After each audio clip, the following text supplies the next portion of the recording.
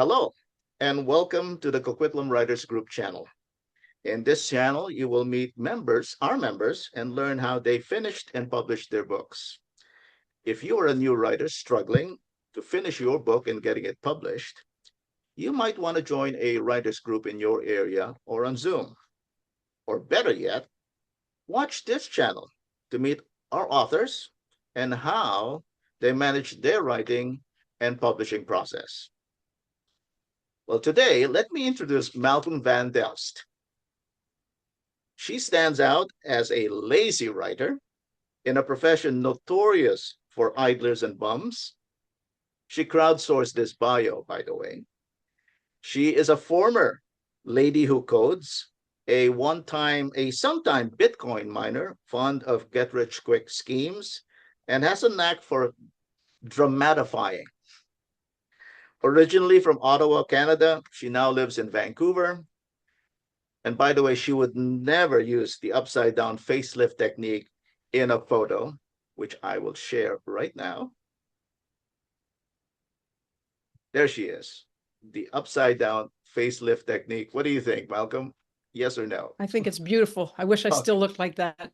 All right. Well, welcome, Malcolm. Thank you. Tell us a little bit. Thanks for being here. Tell us about this book. Okay, this book is, this one is Do the Wrong Thing. It's book one in a series called Do the Wrong Thing. Book two is called Trouble Girl. 3 is Shiny Pretty Gothic. 4 is Eyes of Different Colors. And it's loosely based on my own life.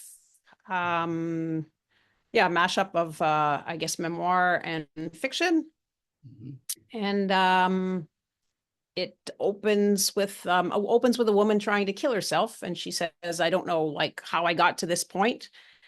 And by trying to answer that question, she starts to tell her life story and ends up telling her whole life story. I can't wait to read this. Now, who should read this book and why?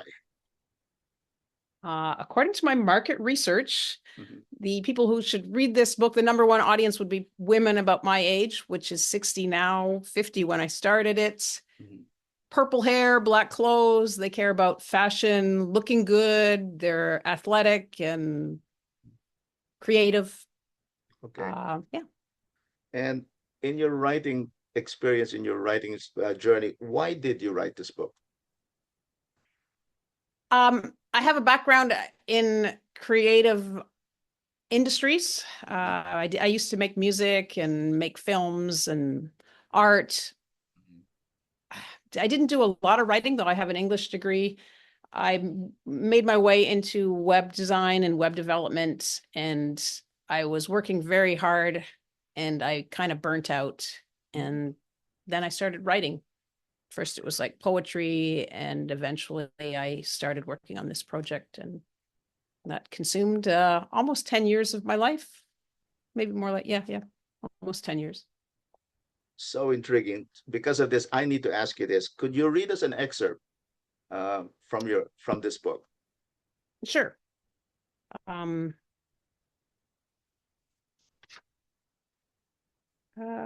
start at the beginning.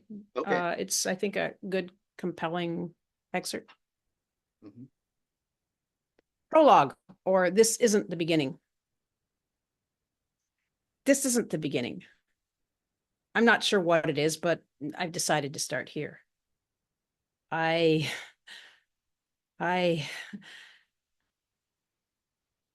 if I start talking, I tried to kill myself. I drove an old red Buick, faded and peeling on its hood, no front brakes, a side window that would only go down halfway unless you maneuvered it with your hands, and a driver's side door with no handle on the inside to open the door, to a beautiful spot near the hydro dam in Bois Rouge. The last road I took was 2 tracks worn into the grass among green, leafy trees. Once there, I took a length of dryer hose from the trunk, put one end around the exhaust pipe, pulled it around to the front, and wedged the other end in the window of the driver's side door. I got into the car, closed the door, turned on the ignition, and lay down across the front bench seat. I waited. There was one of those maple seed propeller things lying on the floor where your feet go. I thought I would fall asleep, but instead my throat started to burn. And it kept getting worse and worse until it felt like someone was dragging a cheese grater from my nostrils all the way down to my lungs. It really, really hurt. And I thought I was just going to fall asleep. I sat up, turned off the car, and opened the door. I used the little mechanism that sticks out that the handle would attach to. I waited again. I thought a solution would present itself, or an angel would appear, or something. I should have brought booze, I thought. I had quit drinking about 6 months ago. I guess that's why I didn't think to bring booze. I'd been sleeping for days, sleeping until I couldn't sleep anymore. I guess that's why I was wide awake now. It started to get dark and no solution presented itself and no angel had appeared. I opened the door using that little mechanism. I already said that. Details are important.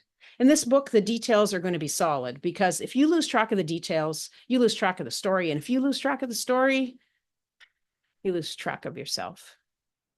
The door was already open. I kicked the door further open with my sneaker clad. It was a hiking shoe.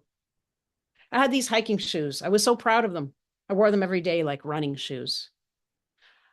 I kicked the door further open with my hiking shoe clad foot. I took the dryer hose off the window, went around to the back, pulled it off the exhaust pipe, opened the trunk, threw it in, slammed the trunk shut, and that's a lie.